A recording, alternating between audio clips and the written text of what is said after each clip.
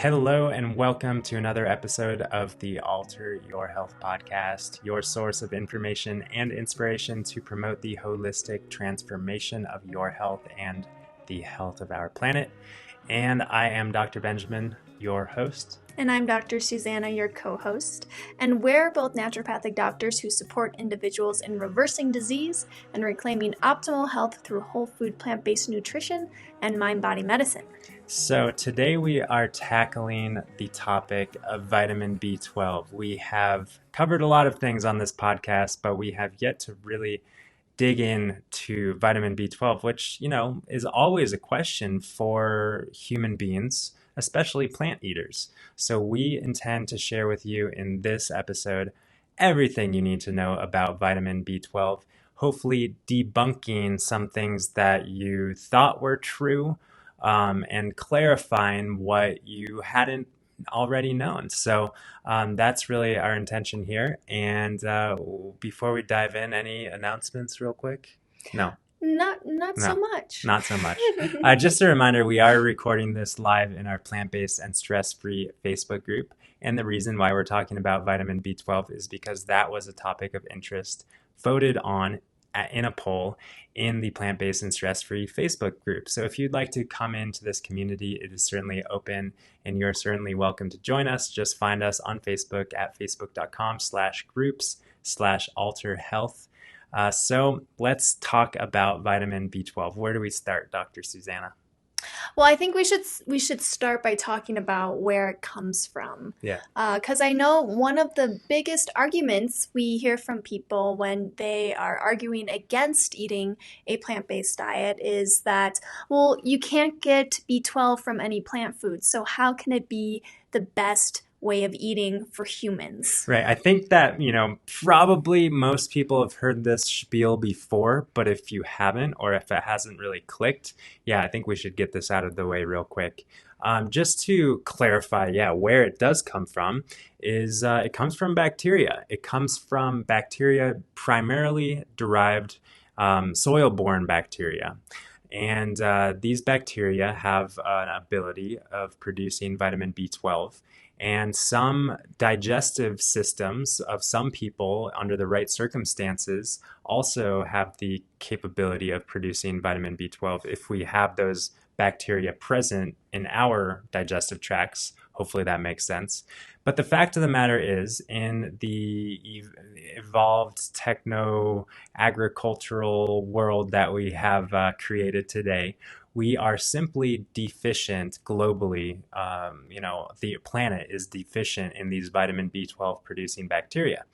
The ecology of microbiota on planet Earth is very different today than it was even 10 years ago, let alone 100 years ago, or 1,000 years ago, or 100,000 years ago. So we know that historically, human beings were able to get vitamin B12 from eating dirt, essentially, or drinking dirty water, contaminated, so to speak, quote unquote, with these bacteria that produce vitamin B12. So that's where it comes from. Mm-hmm. And then, the animals eat the contaminated bacteria-laden food, and their guts create vitamin B12, just like human beings' guts are able to. So we've kind of been under the misconception that while we humans have evolved into a more sterile, clean, bacteria-free world, we can rely upon animal products who are still quote unquote kind of dirty or eating dirt to get that vitamin B12. But given the fact that, like I said, our planet is deficient in these B12 producing bacteria, actually the animals that we have supposedly relied upon for this vitamin are also deficient in vitamin B12. So what that means is that pretty much, to my awareness, what I have learned, obviously I'm not a farmer, I'm not a rancher, but what I have learned is that all animals that we source at the supermarket or farmer's market or wherever it may be have been supplemented with vitamin B12 because they would be deficient otherwise. Right. Yeah, so you can either get your B12 from taking a supplement, or you can get your B12 by eating meat who has been supplemented by B12. Yeah. So this day and age, that argument of, oh, but, there's no plant food containing B12, that argument doesn't hold up anymore because the truth is now all of the animal sources of B12 are being supplemented as well. Right. So that's where vitamin B12 comes from. It comes from the soil, and it does a lot of things in the human body. And it's a vitamin. And the word vitamin, I remember learning in biochemistry that it's a combination of vital and amine or something like that, right? Yeah. Vital, of course, meaning that it's necessary for life, and amine, I think, means that it has a nitrogen-based compound in the molecular makeup of the compound, and all vitamins do. So vitamin B12 is definitely essential for human health. Should we talk about what it does, or like what's next? Yeah. Well, What are you I looking mean, at? I think, no, I was just looking at you to see where you wanted to go. Oh, But this is a really important vitamin that, plant-based eaters do need to make sure that they're getting in. There are a lot of vitamin B12 fortified foods on the market, things like cereals, Cheerios or pastas, stuff like I that. see plant milk. Certainly, nutritional yeast has been kind of touted as a source of vitamin B12. Right. Even in some instances, fermented foods have been said to have some vitamin B12 in them. Exactly. Yes. But, for those who are eating a whole food plant based diet, you're probably not eating so much of these fortified foods. And it is important to supplement. And Dr. Benjamin and I aren't huge on supplementation, for, you know, Other for non-essential, or we have a whole podcast episode. we do, and the point is we try and get all of our vitamins, minerals, and nutrients from real foods. But given the state of the world, things like vitamin B12 become essential, and just the short list of other more or less essential vitamins are vitamin D, which we get from the sun, but we might not be exposed to the right latitude of sun, and then Minerals. minerals are one thing that human beings tend to be deficient in, once again, due to the state of the planet. Nothing wrong with the humans or nothing wrong with a plant-based diet, but just the state of the planet is such that we don't get as many minerals from our food as we once did. Yeah. So what happens to the body if we become deficient in vitamin B12? So the first thing that we look for clinically is in blood work, and well, first of all, maybe we should talk about vitamin B12 stored in the body. Vitamin B12 is stored in the liver primarily, and we can have enough vitamin B12 to last us 3 or 4 years, maybe a little less, maybe a little bit more. But the fact of the matter is, we can go without supplementing or eating any vitamin B12 sources for a period of time before we start to see symptoms. But the first symptom that we do see is on the blood panel, and we specifically in the red blood cells. The red blood cells start to get bigger, and we then start to get less abundant. And that phenomenon is known as megaloblastic anemia, or large red blood cell anemia. And then the other interesting thing I remember from medical school is the hypernucleated red blood cells. What is it called? Yeah, the nucleus of Hyperlobular. yes. Hyperlobular. There we go. Red blood cells, where essentially because vitamin B12. Neutrophils. Red blood. Neutrophils. Thank you. Because the reason why this phenomenon happens in the cells is because vitamin B12 is an essential vitamin required for cellular division. So if we don't have enough vitamin B12, we simply don't divide our cells. And we can first see that in our red blood cells, since the lifespan of a red blood cell is relatively short. Right. Yeah, so the symptoms that come along with that megaloblastic anemia are similar to the other anemias where, if your red blood cells aren't able to carry oxygen efficiently throughout your body, you're going to feel fatigued, maybe winded more easily walking upstairs. Yeah. The fatigue thing associated with anemia, there's so many things that cause fatigue, right? So we also did a podcast around like mysterious fatigue and chronic fatigue. For sure, we want to make sure that our blood cells are healthy and abundant. But it's definitely, and that's an easy thing to look at, considering that whenever we get our blood drawn, we're looking at our blood counts and what have you. So yeah, that's the first thing to consider when we are talking about a vitamin B12 deficiency. But what else does vitamin B12 do in the body? What else are we maybe at risk of if we don't adequately supplement or get our vitamin B12? Yeah, well, a lot of things. But another common symptom that can come up are neuropathies. So maybe a sensation of, numbness or pins and needles in your feet or in your fingers. That's a very common sign. But really, vitamin B12 deficiency can exacerbate or bring about other neurological issues as well. So it's a very important one for the neurological system. But when we think about it, it's essential for our mitochondrial health and functioning. Yeah. So if we are deficient in it, our mitochondria they're the organelles in every single cell in our body that are responsible for creating ATP, which is energy.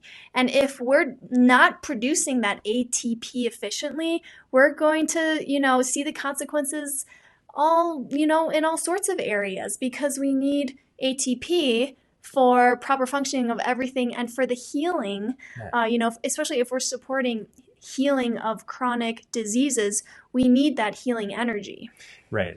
So we can think of that as kind of your vitality. So low vitamin B12 or deficient vitamin B12 is deficient vitality from the mitochondrial energy production standpoint. Also from the red blood cell standpoint, red blood cells, a lot of people don't really connect the dots. That's really just the red blood cells is how we get oxygen to tissues. And oxygen is the ingredient used by the mitochondria to create energy. So we either have a deficiency of oxygen in the energy production equation or a deficiency of the energy production machine that creates the energy. So both of those things are obviously important when we're talking about energy, when we're talking about vitality, when we're talking about simply, like you said, Susanna, having that vital force to promote natural healing in the body. Right.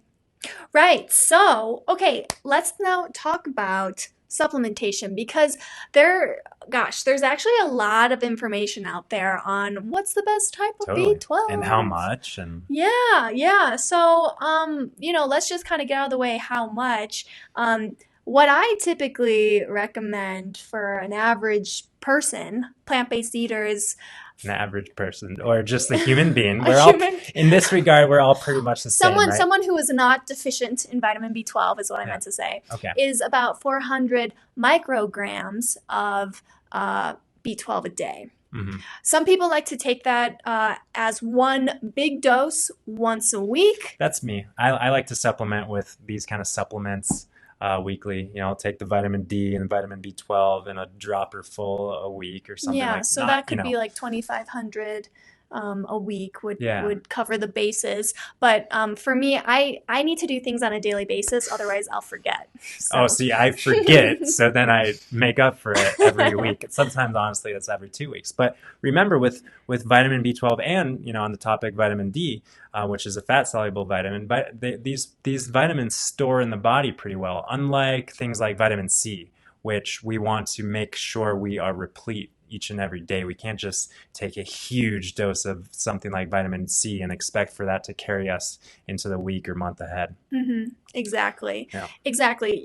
Vitamin B12, what makes it different than vitamin D is that if you take high mega doses for a long period of time, there are some adverse effects that can happen from taking too much B12, but it's not as toxic as, overdosing on vitamin D, which is a fat soluble vitamin. Vitamin B12 is a water soluble vitamin. So a lot of the excess will be excreted through fluids in the body. So Susanna, you mentioned you recommend 400 micrograms per day, and there are all these different forms of vitamin B12. So do you want to cover what the forms are that are mainly used and mainly recommended for us to take? Because we know that there is the most common one is cyanocobalamin. Mm-hmm. Hydroxycobalamin is the vitamin B12 that's most commonly injected in an intramuscular injection, those vitamin B12 shots, which maybe we'll have a chance to cover just briefly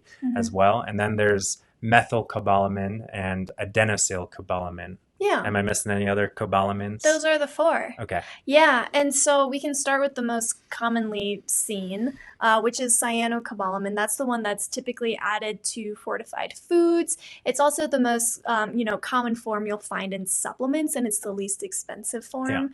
And this is the only form that's really synthetic. It is not, bioidentical. It's created with I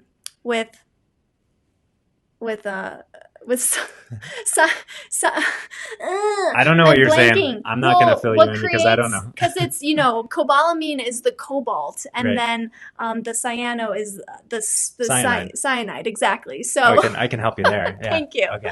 Yeah, so, there's some people that say the cyanide, it's a toxic agent, it could harm the body, but Okay, it's not. But It's not in this context. No, not in this context. It's Yeah. not. Yeah, so we can. But that being said, it's not really the form of cobalamin B12 that's used in the body, right? Right.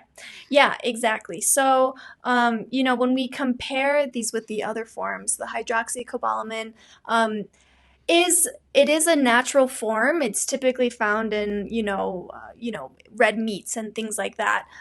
But it's What you mean the bacteria? We already covered this. I know. But what I'm saying is that okay. So cyano is synthetic. Hydroxy, methyl, and adenosine are all found in nature. Okay. Yeah. Yes. Not found in meats, but found in those from those B12 producing bacteria. Yeah, and cyano and hydroxy are both inactive, so once you take them, they're then converted into the active forms of B12, which are methylcobalamin and adenosylcobalamin. And as I recall, the methylcobalamin and adenosylcobalamin simply have different functions in different parts of the body, and they're both necessary. Yeah. And we can kind of like put B12 where it needs to be. Like we can, if we have cobalamin, we can methylate it and adenosylate it to kind of push those processes as our body needs. We don't. And to put it another way, if we don't supplement with methylcobalamin or we don't supplement with adenosylcobalamin, our body will still be able to create those compounds to carry out those processes, but maybe not as efficiently and bioavailably and directly as if we just take the proper derivative of B12 to begin with. Right. Yeah. No, what's important is, a lot of people are now, focusing on methyl. Yeah. Methylcobalamin is the one to take. In the last 10 years or so since the methylation stuff, and we're not going to get into this, Suzanne asked, and we're not going to get into the MTHFR stuff, but the methylation stuff. Yeah. But, the interesting thing is that what studies have shown is that some people who take only methylcobalamin are not seeing the results in their symptom relief. What symptoms? Mainly neuropathies, Oh, okay. neurological Right, issues. because the adenosyl is kind of the neurogenerative vitamin B12. Right. Yeah. So really what the consensus is now is that it's really best to take a supplement that has both methylcobalamin and adenosylcobalamin combined. Yeah, I do know, sorry that you've got kind of the agenda as usual, and I'm coming in with thoughts, but I know that for some people, some of the time, doing too much methylcobalamin can be exacerbate things like anxiety and insomnia and things like that. Yeah, right? So that's true. That's kind of the one main risk of over supplementation is the exacerbation of anxiety and kind of just feeling on edge and wired. Yeah. I have heard, and I think I saw a study about acne and vitamin B12, how vitamin B12 high dose can cause or exacerbate acne outbreaks. Yeah. I forget the mechanism of that. But anything else about over supplementation? No. I mean, that's pretty much it. And yeah, that topic, it gets so much more nitty-gritty when you go into the whole genetics, SNPs, Oh, and we're not even MTHFR we and are not even COMT and stuff like that. entertaining. We are not entertaining that. Yeah. No, we're not. But so really, we threw around a lot of big words of all these, different forms of B12. And really, what we typically suggest, I brought the product here. We like this one. We're not affiliated with it or anything, but it's called Global Health. No, sorry, Global Healing Center Vegan Safe B12, and it's a mixture of adenosine and methylcobalamin. Yeah, And it's so pretty high dose, so I just take a quarter of a dropper full every day. really, And yeah. that's a lot because I take like a half a dropper full a week, and we have this conversation at least like once a month or something. Like, am I taking enough? Are you taking too much? Um, It's not too much. okay, Yeah. a quarter dropper full a week. Yeah. So I mean, or a little less than a quarter. because I take a like this dropper, much. so a dropper full is 2,500 micrograms. Mm-hmm. So a quarter dropper full is going to be a fourth of that, which is like 625 micrograms. It's a little bit more than 400. Yeah, so she's taking a little too much. But some days I just take a few drops too. Okay. So anyway, All right. okay. So yeah, if that's kind of the concluding, practicality or practical remarks. Methyl and adenosine, that's kind of the way to go with the vitamin B12 supplementation to rev up your cells and that sort of thing. Just quickly, oh my gosh, we almost didn't talk about the vitamin B12 injections, which are oftentimes touted as being a great energy booster, pick me up, something like that. Quite frankly, I'll just put it out there. I think that it's a total waste of money. It is obviously going to get a lot of vitamin B12 in your body. It's going to hopefully store in your liver like it's supposed to. So maybe if you did a vitamin B12 shot once a month, then that would be equivalent, depending on the dose, of course, then that would theoretically be equivalent to just taking a quarter dropper full or whatever of this every day. But I think the cost benefit ratio of that isn't quite, I don't know. I guess you be the judge. But of course, it also comes with a needle in your butt or your arm. And I think it's just kind of marketed as this thing that helps all human beings when in fact it won't really do anything more or better than taking this once a week or every day or whatever. Right? I just want to clarify, when we say microgram, it's different than milligrams. It's different than milligram. Microgram is mcg. Milligram is mg. So there's a big difference there. 1,000 times difference. Yeah, you wouldn't want to take 400 milligrams. That would be too much. Yeah, way too much. Yeah. That would be 400,000 micrograms, just to clarify. Yes. So vitamin B12 shots, which are generally hydroxycobalamin, they're also not really the preferred derivative of B12 that is utilized by your body. For sure, it's a popular thing. It's everywhere. It's easy. It's not too expensive. I mean, it's more than a bottle of this stuff, but sometimes they're really cheap. There's the B12 happy hour or whatever it might be. But it's not going to get you anything more than a good high quality vitamin B12 supplement is going to get you. That's really the take home message there, right? Yeah. Cool. There's also some supplements that are methyl, adenosine, and hydroxy, three of the natural forms combined. Those are also fine because the hydroxy, it does convert to the methyl and the adenosine much more easily actually than cyanocobalamin does. Yeah. So Cool. We did it. We stayed focused on vitamin B12 and we covered hopefully everything that you wanted or needed to know, and maybe things that you didn't even want to know. But just to take home points once again, all diets in the 21st century, in the year 2020, are going to be deficient in vitamin B12. And it's just a matter of if we're going to get that supplement, get that vitamin from a supplement ourselves, or we're going to use animal products as kind of the middleman to get vitamin B12 into our bodies. So, Along with all other oh, sorts of of toxins. course, the animal products carry their own factors and increased risk factors of all of the chronic diseases and whatnot. So we choose to take the middleman out of the equation and take a supplement. And also, we kind of glossed over it, but we get the question often, so I'll just reiterate it again. Things like nutritional yeast, fortified plant milks, and cereals, and these things like that, we don't recommend that we rely upon these sources of vitamin B12 for our health. Yeah, they might be there, but they're not in the optimal quality for our body's bioavailability and utility of that vitamin. And also, it's not going to be really definitively known your dose, so you could be slowly developing a deficiency of vitamin B12 if you think, oh, I'm just going to sprinkle some nutritional yeast on my popcorn once a week and that'll cover it. We don't really know for sure, so we like to cover the bases with this thing, the vegan safe B12 adenosyl methyl, and it 400 micrograms doesn't have a day. to be this brand. It doesn't have to be but that this bad. is one that we found that we like.